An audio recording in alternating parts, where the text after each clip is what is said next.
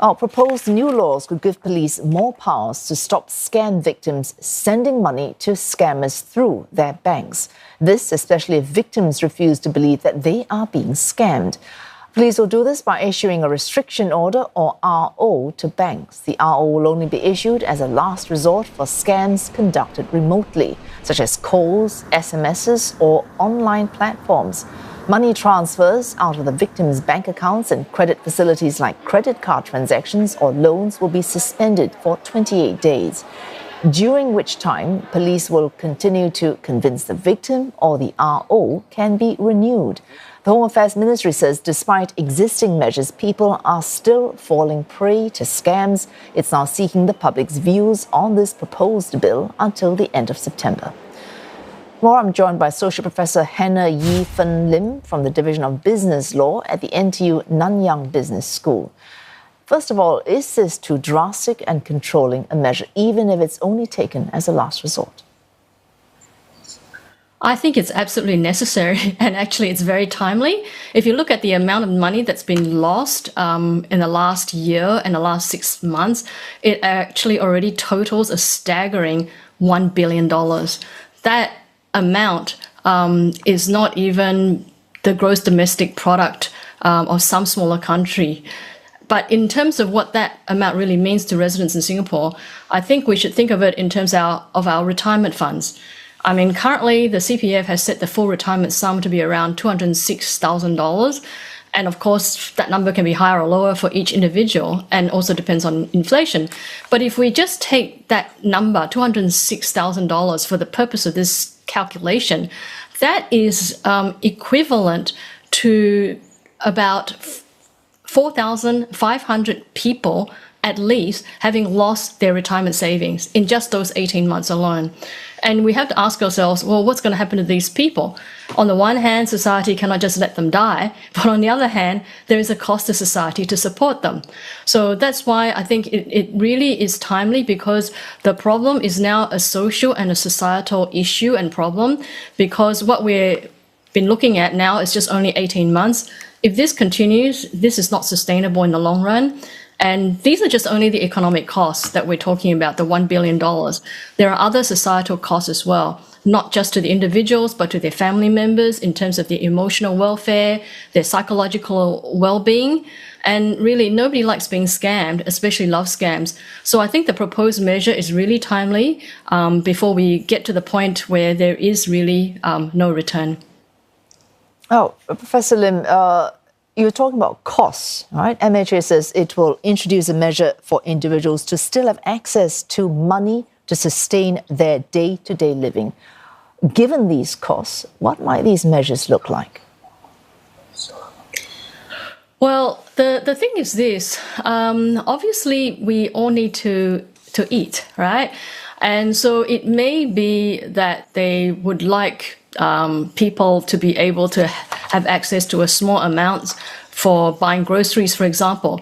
But the only issue with that is that they are planning to stop all credit facilities. So that includes things like credit cards. So it may well be that either they allow some transactions to go through with some merchants, because the merchants are all tagged with numbers and codes. So it is possible for the banks to allow some transactions and not others. Or alternatively, perhaps to sustain daily living, it might include things like having a cash card with cash loaded on it, whether it's one of those cards that we use for our buses and trains or for ERP.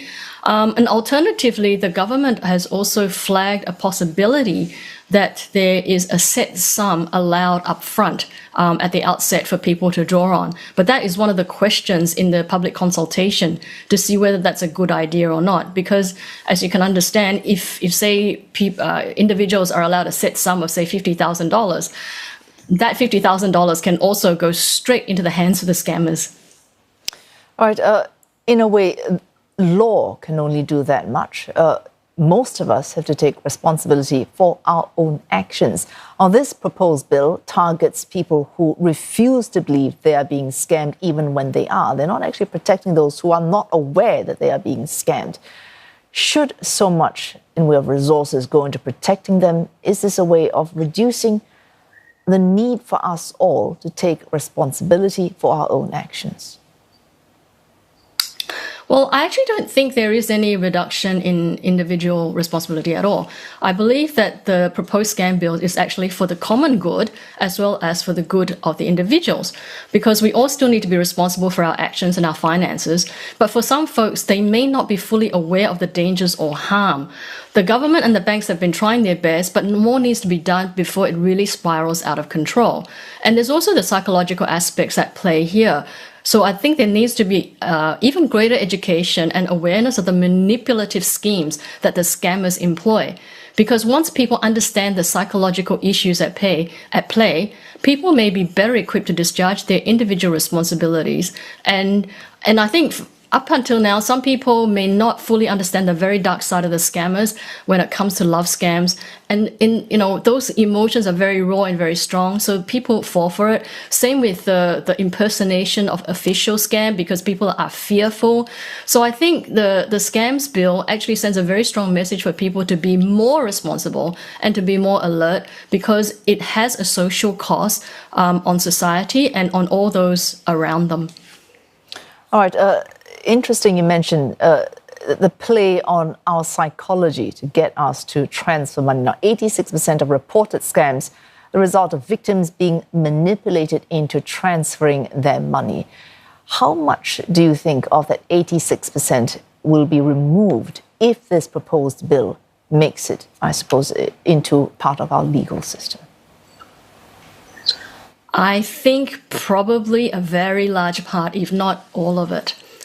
Because if the powers are there to stop, and the thing is, though, it has to also come to the attention of the police for those orders to be made. So it will also be dependent and reliant upon family members and friends and other network connections and even colleagues raising the alarm bells. So whilst it may not be 100% out of that 86%, I think it will be a very, very large proportion. Thanks to Associate Professor Hannah Yee-Fen Lim from the NTU Nanyang Business